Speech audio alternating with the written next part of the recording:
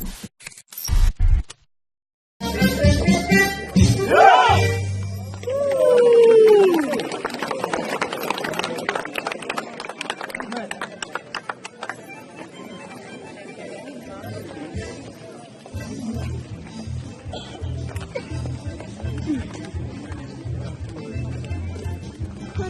konaklar, yemli hem konaksız ait yerine rahim ediniz.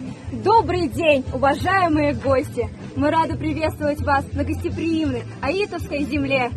Hayırlı gün muhterem konaklar. Güzel ayıcırne rahim ediniz. Temlikamızdan ağız ediniz. Примите и отведайте наше угощение. Tatlı şekşekni temle vurdunuz.